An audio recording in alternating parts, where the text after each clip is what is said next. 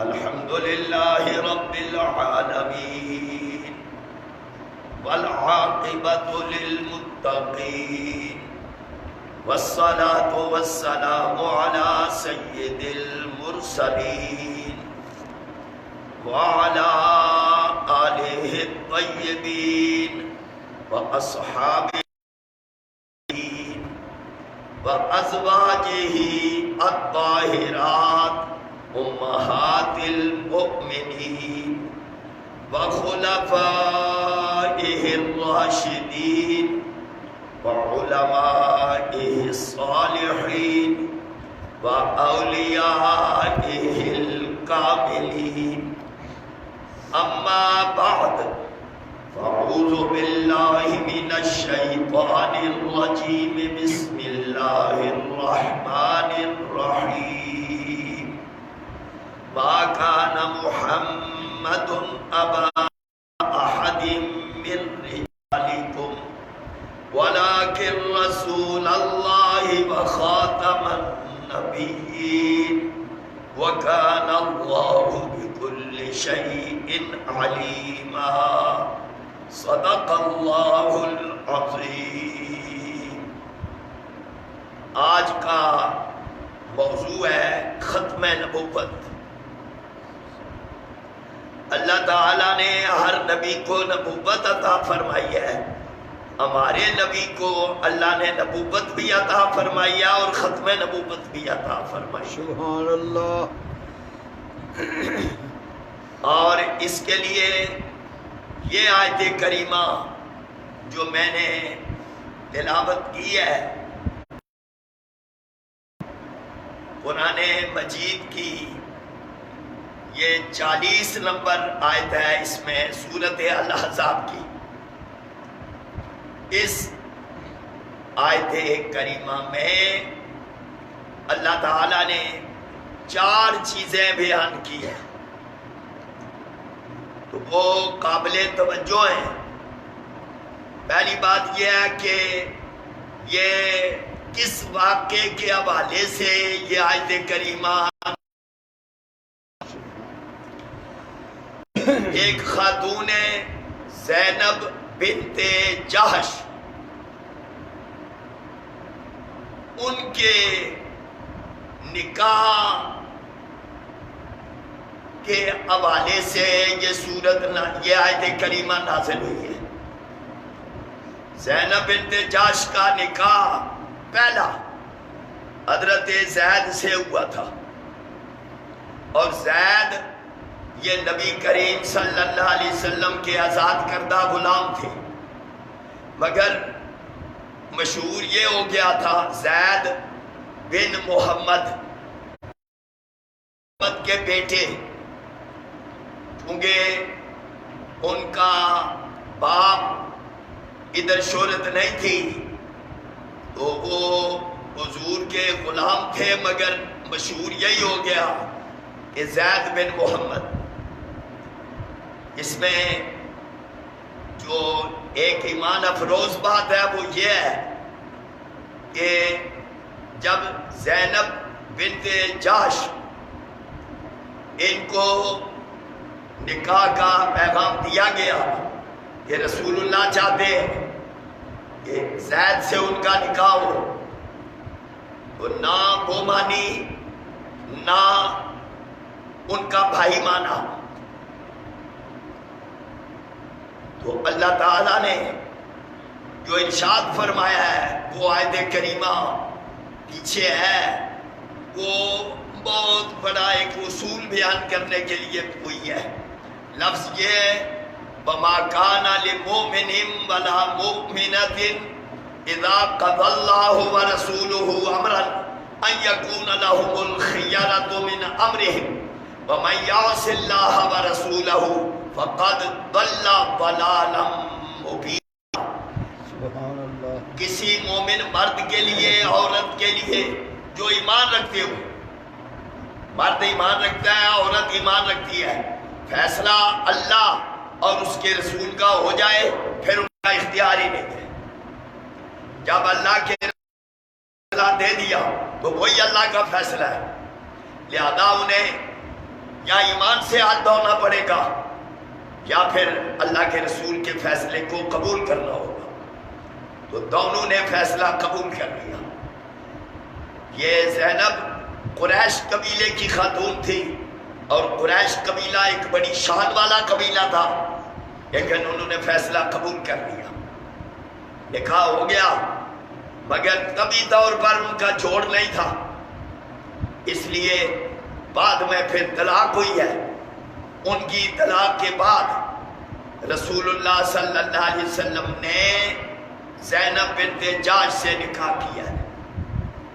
تو جب ان کا نکاح ہوا رسول اللہ کا، عرب میں ایک رسم تھی کہ جو منہ بولا بیٹا ہے، لیب بالغ ہے، متبنہ ہے، اس کی چھوڑی ہوئی بیوی اس کو شمار ہوتا تھا یہ بہو ہے، تو بھائی اس سے کیسے نکاح جائز ہے؟ یہ اعتراض ہوا۔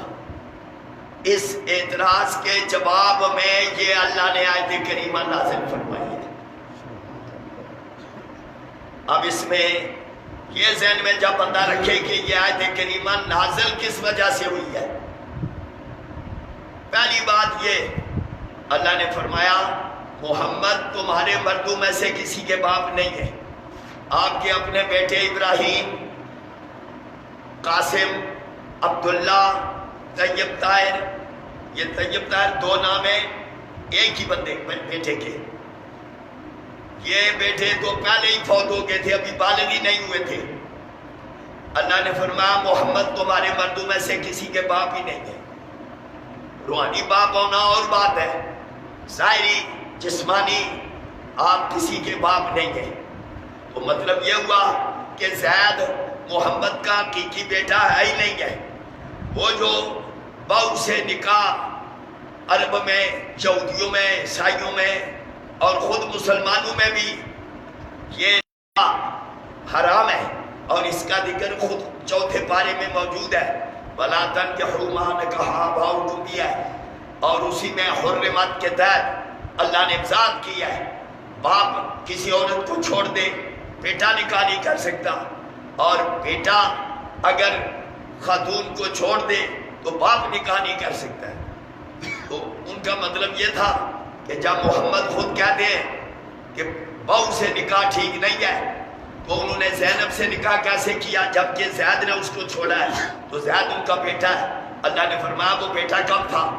بیٹا ہی نہیں ہے، منہ بولا بیٹا ہونا اور بات ہے، اور حقیقی صلبی بیٹا ہونا اور بات ہے۔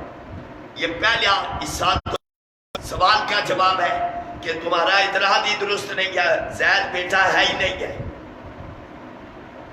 پھر ابھی ایک یہ سوال تھا، چلو مان لیا بیٹا نہیں تھا، منہ بولا بیٹا تو تھا، تو یہ رسم تو تھی، تو فرمایا کہ یہ رسم غلط ہے۔ بے شمار رسمیں جو عربوں میں بھی تھی، اس رسم کو ختم کرنا مقصود تھا کہ جو منہ بولا بیٹا ہے اس کی بیوی سے نکاح نہیں ہو سکتا۔ صلبی بیٹا حقیقی بیٹے کی بیوی جو ہو جائے، نکاح ہو جائے، اس سے نکاح نہیں ہو سکتا، چاہے وہ فوت ہو جائے، چاہے وہ طلاق دے دے۔ لیکن یہاں معاملہ ہے ہی نہیں، اس کا جواب تو واضح ہو گیا۔ اب سوال یہ تھا، کوئی ضروری تھا کہ یہ غلط رسم کو خود ہی ختم کرتے اور زید کی چھوڑی ہوئی بیوی سے، زینب سے نکاح کرتے؟ اللہ نے اس کا جواب دیا وَلَٰكِن رسول اللہ، لیکن یہ اللہ کے رسول ہے۔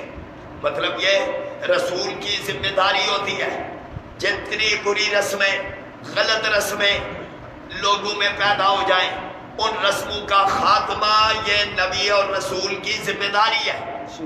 لہذا انہوں نے اپنی ذمہ داری پوری کرنے کے لیے زینب سے نکاح کیا ہے، اور پھر اعتراض ہوا تو جواب دیا ہے اور فرق بیان کیا ہے، حقیقی بیٹا اور ہے اور منہ بولا بیٹا اور ہے۔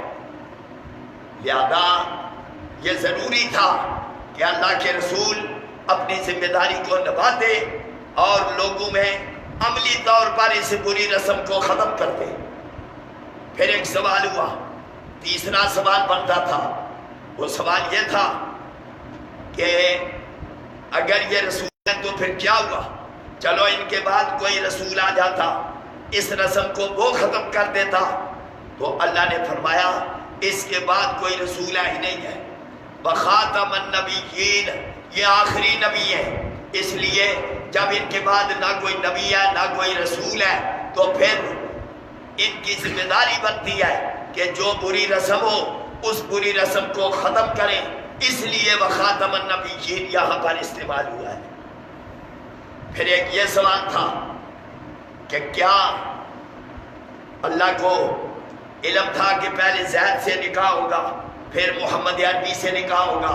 تو اللہ نے فرمایا وَكَانَ اللَّهُ بِكُلِّ شَيْءٍ عَلِيمًا، اللہ کو ہر شے کا علم ہے، اللہ کو پتہ ہے کہ زید سے نکاح دیکھو کس طرح سے نکاح ہوا، نہ زینب مان رہی تھی نہ ان کا بھائی عبداللہ مان رہا تھا، اس کے باوجود پھر یہ نکاح ہوا اور انہیں کہا گیا تمہارا اختیار نہیں ہے، اللہ رسول کے فیصلے کے آگے تمہارا کوئی اختیار نہیں، ماننا پڑے گا، اگر نہیں مانو گے۔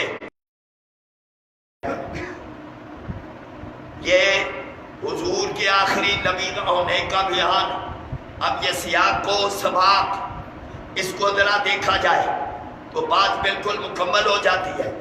یہ کچھ لوگوں نے کہا کہ جی خاتم النبیین کا مطلب ہے مور، نبیوں کی مور ہے، تو اس کا مطلب یہ لیتے ہیں کہ بعد میں جو نبی آئیں گے ان پر مور ان کی لگے گی، اور بھائی جو پہلے نبی آئے ہیں وہ بھی مور محمد کے بغیر نہیں آئے ہیں، وہ نبی بھی حضور کے صحیح فیض لے کر نبی بنے، اس لیے یہ مطلب یہاں پر بنتا ہی نہیں ہے۔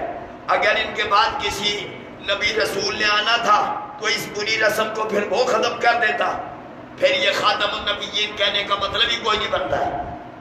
پھر ایک مطلب لیتے خاتم النبیین کا کہ افضل نبی ہے، یہ بات بھی غلط ہے، بھئی افضل ہے یا نہیں افضل، اس کا اس واقعے سے کیا تعلق ہے جس واقعے کے حوالے سے یہ آیت کریمہ نازل ہوئی ہے۔ اب یہ بھی آپ کو دیکھنا ہوگا کہ آخر حضور کے بعد کسی نبی کی ضرورت کیا ہے؟ سچی بات یہ ہے پہلے انبیاء قوموں کے نبی تھے، رسول اللہ کو اللہ نے ساری خدائی کا نبی بنایا، اللہ رب العالمین ہے، رسول العالمین بھی ہے اور رحمت للعالمین بھی ہے، تو جب یہ ساری کائنات کے رسول ہیں، اب کوئی دائرہ ایسا ہی نہیں ہے جس دائرے کے لیے آپ محدود ہو جائیں، اس دائرے میں محدود ہو جائیں، اس لیے ان کے بعد آخر کسی نبی رسول کی ضرورت کیا رہتی ہے؟ پھر اللہ کو ہم سے کوئی دشمنی تو نہیں تھی، پہلے نبی آتے وہ بتاتے کہ میرے بعد میں جا رہا ہوں، میرے بعد فلاں نبی آئے گا، تو حضور کے بعد اگر کسی نبی نے آنا ہوتا تو اللہ اعلان کر دیتا، خود رسول اللہ اعلان کر دیتے کہ میرے بعد فلاں نبی آئے گا، لہذا جو کوئی باتیں رہ نہیں گئی ہیں وہ مکمل ہو جائیں گی اس کے ذریعے۔ تو ایک تو یہ ہے کہ یہ قرآن جب آ گیا اللہ نے فرمایا وَتَمَّتْ كَلِمَتُ رَبِّكَ صِدْقًا وَعَدْلًا، صدق اور عدل کے ساتھ آپ کے رب کا کلمہ مکمل ہو گیا، پھر دین مکمل، فرمایا الْيَوْمَ أَكْمَلْتُ لَكُمْ دِينَكُمْ، آج کے دن میں نے تمہارے لیے تمہارا دین مکمل کر دیا ہے، دین مکمل، قرآن مکمل، یہ امت آخری امت۔ حضور کی حدیثیں میں چند پیش کرتا ہوں جو کہ اسی موضوع پر ہیں، یہ سرکار دو عالم صلی اللہ علیہ وسلم کی سیاستہ میں یہ حدیثیں موجود ہیں، فرمایا کہ کانت بنو اسرائیل تسوسہم الانبیاء، جو بنی اسرائیل تھے ان کی قیادت انبیاء کرتے تھے، ایک جاتا دوسرا آ جاتا، لا نبی بعدی، میرے بعد نبی کوئی نہیں ہے، وَسَيَكُونُ خُلَفَاء، میرے بعد خلفاء ہوں گے، نبی کوئی نہیں ہوگا۔ ایک میں فرمایا اللہ نے نبوت کا محل تیار کیا، اس محل میں صرف ایک اینٹ کی جگہ باقی تھی، میری نبوت کو اللہ نے وہاں پر فٹ کر کے نبوت کے محل کو مکمل کر دیا ہے۔ سبحان اللہ۔ پھر فرمایا فضلت علی الانبیاء بست، نبیوں پر مجھے 6 ذریعوں سے 6 وصفوں میں فضیلت دی گئی ہے۔ ایک فرمایا کہ مجھے جامع کلمات دیے گئے، یعنی کلمے تھوڑے معنی زیادہ۔ دوسرا مجھے روک دیا گیا ہے، ایک بندہ سفر کرے تو وہاں پہنچے گا، وہاں بھی خدا نے میرا روک پیدا کیا ہوا ہے۔ تیسرا پہلے نبیوں اور امتوں کے لیے مال غنیمت حلال نہیں تھا، میرے لیے حلال ہو گیا۔ فرمایا پہلے لوگوں کے لیے مخصوص مقام کے علاوہ عبادت نہیں ہو سکتی تھی، اللہ نے جب میں پیدا ہوا اللہ نے ساری زمین کو میری سبحان اللہ۔ اور ساتھ ہی سرکار نے فرمایا وَخُتِمَ بِالنَّبِيُّونَ، فرمایا میرے ذریعے اللہ نے نبیوں کا سلسلہ مکمل کر دیا ہے۔ پھر فرمایا نبوت رسالت ختم ہو گئی، نہ میرے بعد رسول ہے نہ میرے بعد نبی ہے۔ پھر آپ نے فرمایا میں محمد ہوں، میں احمد ہوں، میں ماہی ہوں، اور فرمایا میں حاشر ہوں، میں عاقب ہوں۔ عاقب کا کیا معنی خود ہی بیان کیا، لیس بعدی نبی، فرمایا میرے بعد کوئی نبی نہیں ہے۔ ایک جگہ فرمایا انا آخر الانبیاء وانتم آخر الامم، میں آخری نبی ہوں اور تم آخری امت ہو، تمہارے بعد کوئی امت نہیں ہے اب آخر تک، کیونکہ یہ امت امتوں پر گواہ ہے اور میں اس امت پر گواہ ہوں۔ وَيَكُونَ الرَّسُولُ عَلَيْكُمْ شَهِيدًا، تم پہلی امتوں پر گواہ ہو۔ جب نبی قیامت کے دن کہیں گے ہم نے ان امتوں کو پہنچایا، وہ امتیں انکار کر دیں گی، خدا فرمائے گا گواہ لاؤ، تو حضور کی امت بطور گواہ کھڑی ہو جائے گی۔ کہا جائے گا تمہیں کس نے بتایا، تم کیسے گواہی دیتے ہو؟ وہ کہیں گے ہمیں محمد عربی نے بتایا ہے۔ لہذا فرمایا تم پہلی امتوں پر گواہ ہو اور تمہارے اوپر محمد الرسول اللہ گواہ ہے۔ پھر حضور نے فرمایا کہ میرے بعد نبی کوئی نہیں، مبشرات ہیں۔ کہا گیا مبشرات کیا ہے؟ فرمایا اچھی خوابیں یہ تمہیں آ سکیں گی، خوابیں اچھی آئیں گی، مگر نبی میرے بعد کوئی نہیں ہے۔ پھر یہ بھی کہا اگر میرے بعد کوئی نبی اور نہ ہوتا، نبوت کا دروازہ کھلا ہوتا تو عمر فاروق میں اللہ نے ساری صلاحیتیں رکھی ہیں، لیکن جب عمر جیسا بندہ بھی نبی نہیں ہے تو کوئی اور نبی کیسے ہو سکتا؟ اب یہ جو نبوت ہے یہ اس امت کے لیے رحمت نہیں، یہ اس امت کے لیے رحمت ہے یہ نبوت۔ اور پھر حضور نے خبر دی، فرمایا میرے بعد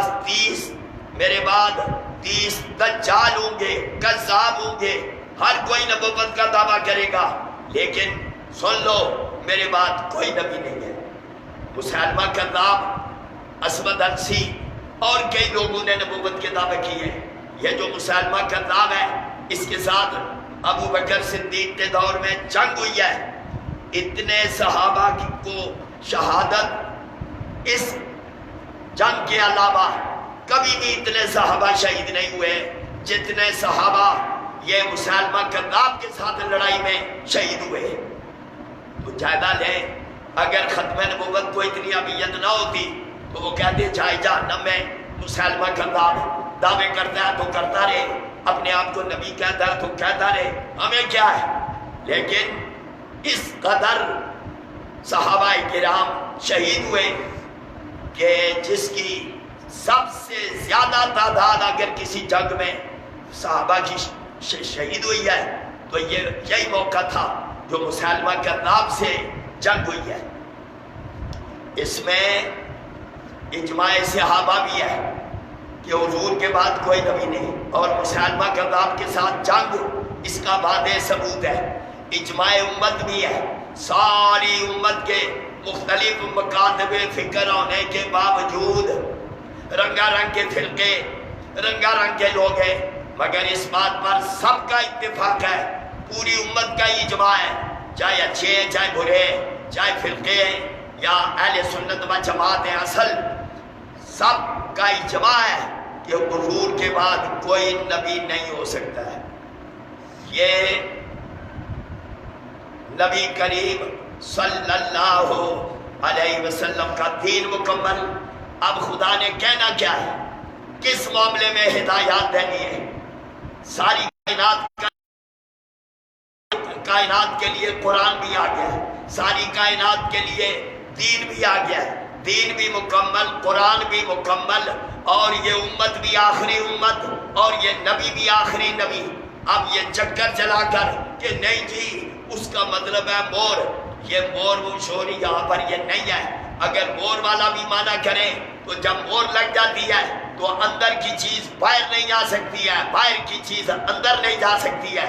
جو نبی تھے وہ نبی ہیں، اب اس کے علاوہ کوئی اور کسی کو خدا نبوت عطا کرے اس کا کوئی معاملہ نہیں ہے، اس لیے نبوت کی ضرورت ہی نہیں ہے۔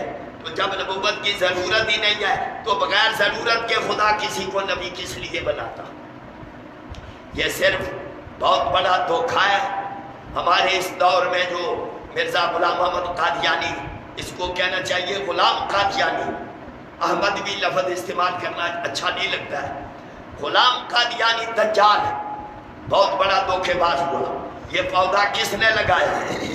اگر آپ تاریخ پڑھیں، پہلی بیس کو جو آئی ہے وہ انگریزی میں گئی ہے۔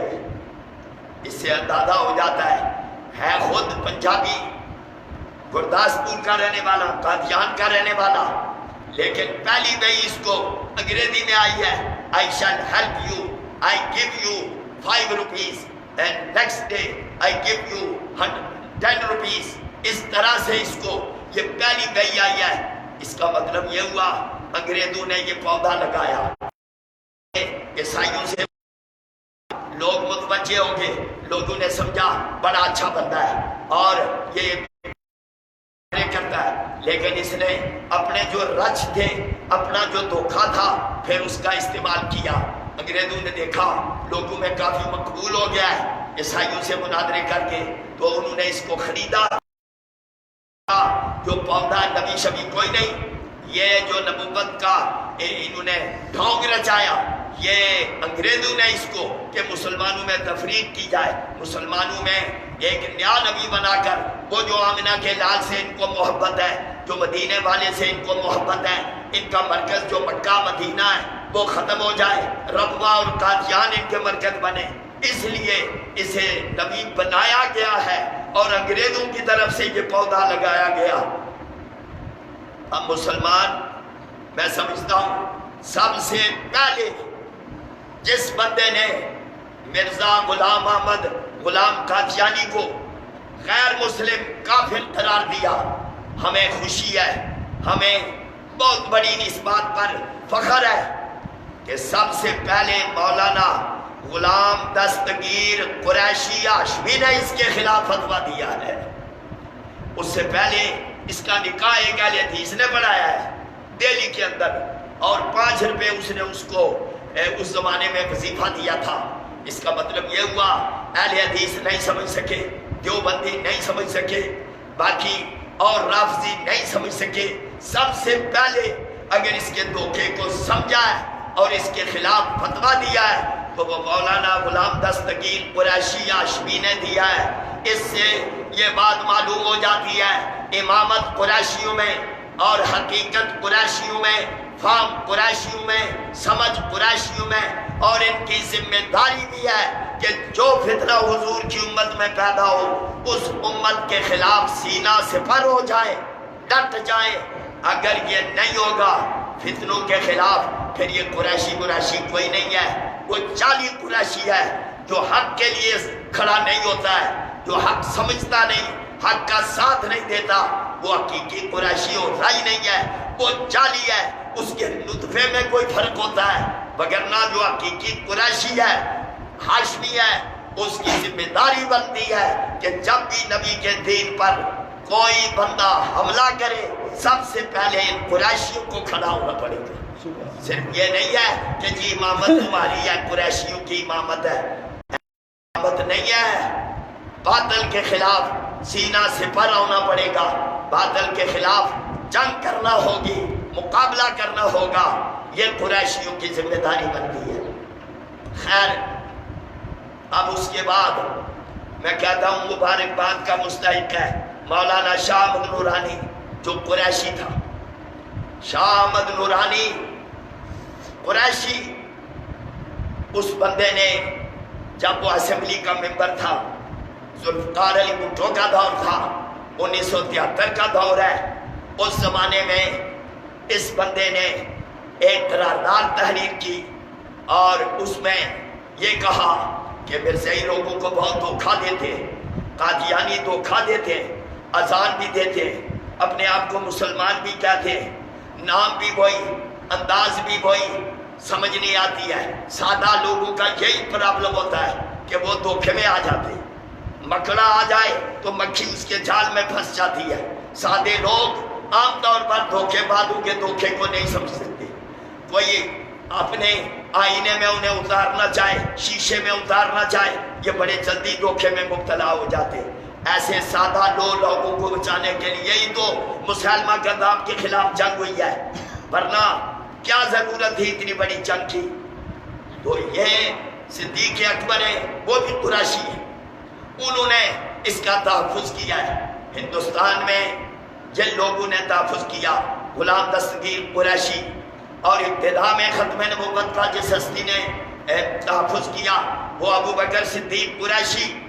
میں کہنا یہ چاہتا ہوں کہ یہ فتنہ، یہ دھوکے کا فتنہ، اسی لیے حضور نے صرف یہ نہیں کہا کہ کذاب ہوں گے، آپ نے فرمایا میرے بعد 30 دجال اور کذاب۔ دجال کا مطلب ہوتا ہے دھوکہ دینے والے۔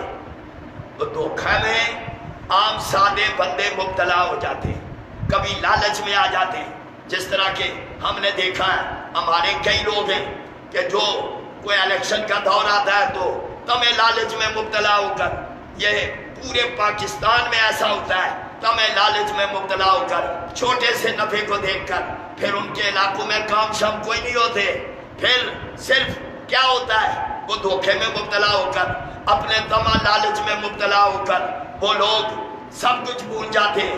بعد میں انہیں پتہ چلتا ہے اب ہماری عزت کوئی نہیں ہے، ہمیں پوچھنا کوئی نہیں ہے، سارے علاقوں میں کام ہوتے ہیں، ان کے علاقوں میں کام نہیں ہوتے۔ یہ سب دھوکہ ہوتا ہے، اس دھوکے کو عام سادہ لوگ نہیں سمجھتے۔ یہی بات ہوئی ہے مرزائیوں نے، قادیانیوں نے، جب یہ انہوں نے دھوکے دینے شروع کیے، شاہ احمد نورانی نے، ایک عالم دین نے، ایک قریشی نے، اس وقت انہوں نے کہا کہ یہ قرارداد تیار کی کہ ان کو غیر مسلم اقلیت قرار دیا جائے۔ تو اس زمانے میں ہر ایک کے دروازے پر گئے، جتنے لوگ ممبر تھے، اس میں آج بھی میں کہتے ہیں پٹھان، میں کہتا ہوں پٹھان دیکھنا ہو تو ولی خان کو دیکھو، سب سے پہلے جس بندے نے دستخط کیے اس قرارداد پر، اس کا نام ولی خان ہے، جو پٹھان تھا مگر غیرت مند تھا۔ اس بندے نے ہمیں ہزار ان سے مخالفت ہو، لیکن میں کہتا ہوں یہ جو اس ولی خان نے کردار ادا کیا ہے، نورانی اس کے دروازے پر گئے، دستک دی، کھولا، انہوں نے کہا یہ قرارداد میں پیش کرنا چاہتا ہوں۔ تو اس نے کہا پہلے کسی نے دستخط کیے، شاہ نورانی نے کہا صرف میں نے کیے۔ ایک غلام غوث اداربی تھے دیوبندی، اس نے کہا میں نہیں دستخط کروں گا۔ مفتی محمود نے کیے تھے لیکن غلام غوث اداربی نے، اس نے دستخط نہیں کیے۔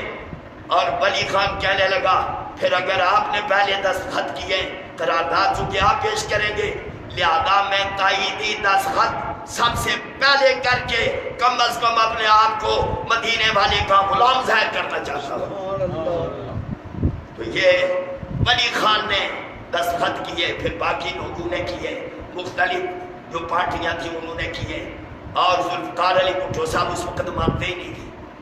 بڑے بڑے لوگوں نے ان سے باتیں کی، لیکن بالآخر اس نے مولانا شاہ نورانی کو کہا آپ مجھے قائل کریں کہ ان کو کیسے غیر مسلم قرار دیا جائے۔ شاہ نورانی نے ایک ہی بات کی، ذوالفقار علی بھٹو نے کہا میں سمجھ گیا۔ انہوں نے کہا تم وزیر اعظم ہو، تمہارے سامنے ایک بندہ کرسی بٹھا لگا کر وہ کہے میں بھی وزیر اعظم ہوں تو بتاؤ قبول کرو گے؟ اس نے کہا میں تو اس کی گردن اتار دوں گا۔ اس نے کہا رسول اللہ نے کہا میں آخری نبی ہوں، ان کے سامنے جو کرسی بچھا کے کہے کہ میں نبی ہوں اسے مانو گے؟ ذوالفقار علی بھٹو کہنے لگا میں سمجھ گیا، آئی انڈرسٹینڈ۔ اس نے کہا اب قرارداد پیش آپ کریں گے، میری پارٹی بھی تائید کرے گی، میں بھی تائید کروں گا اور دنیا کو میں سمجھانے کے قابل ہو گیا ہوں، اس نقطے نے مجھے قائل کر دیا ہے۔ اب یہ ذوالفقار علی بھٹو کا معمولی کارنامہ نہیں ہے، پیپلز پارٹی سے آدھار اختلاف ہو، لیکن اختلافات کے باوجود جو حق بات ہے، جو سچ بات ہے، قریشی کا کام ہے حق بات کی تائید کرنا۔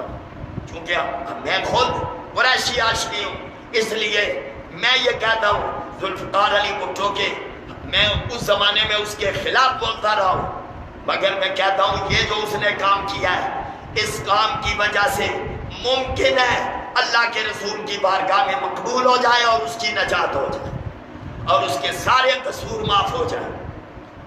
پھر اس کی ایک خوبی یہ بھی ہے ذوالفقار علی بھٹو کی، اس نے اسلامی سربراہی کانفرنس بادشاہی مسجد میں کروائی تھی، سارے مسلمان حکمرانوں کو اس نے اکٹھا کیا۔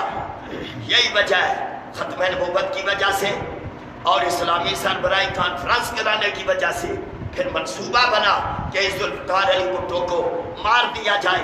یہ وجہ تھی کہ ذوالفقار علی بھٹو کو مروا دیا گیا تھا۔ بہرحال جو بات حق ہے، سچ ہے، دیکھو ولی خان کی میں نے تائید کی ہے، میں اس کی تعریف کرتا ہوں، ذوالفقار علی بھٹو کی میں تعریف کرتا ہوں، اس زمانے کی اس کی پارٹی کے لوگوں کی، اس کی پارٹی میں کچھ لوگ تھے اس زمانے میں، یہ پوری اسمبلی کی رویداد میرے پاس موجود ہے۔ اس زمانے میں لوگ تھے جو کہتے تھے نہیں جی، لیکن ذوالفقار علی بھٹو نے کہا تمہیں ماننا پڑے گا، یا ایمان سے ہاتھ دھونا پڑے گا یا پھر یہ بات ماننا پڑے گی۔ اس کے بعد مرزائیوں کی سازشیں جاری ہیں، لیکن پاکستان میں جب ان کو غیر مسلم اقلیت قرار دیا گیا تو اس کے بعد ان کے اندر وہ دم خم نہ رہا، ان کے اندر مرزا طاہر کو موقع دیا،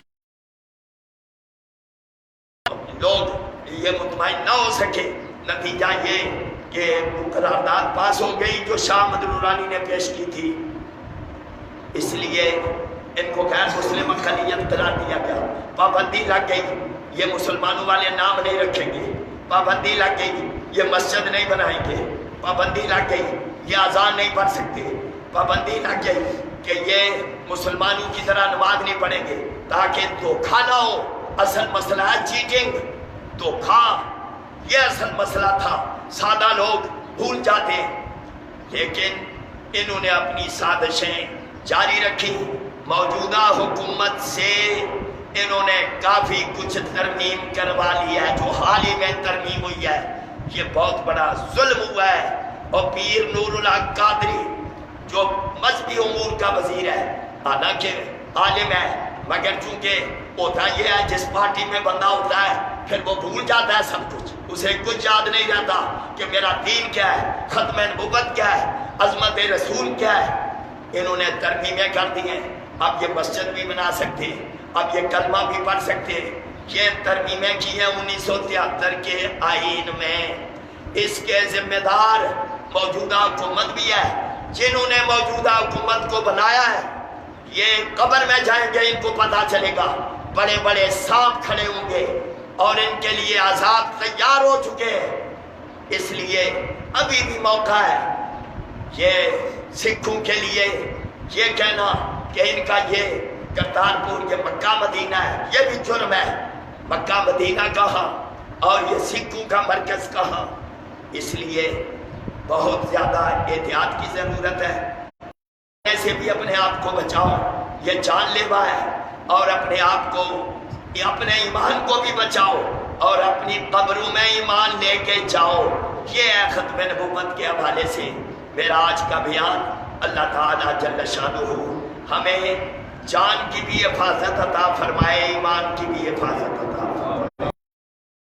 بسم اللہ بسم اللہ ثقة بالله ثقة بالله توکلا علی اللہ توکلنا علی اللہ بسم اللہ بسم اللہ ثقة بالله ثقة بالله توکلا علی اللہ توکلنا علی اللہ یا رحیم یا رحیم یا رحیم صلی اللہ علی حبیب سیدنا محمد وآلہ واصحابہ وآل بیتہ اجمعین برحمتک یا رحمن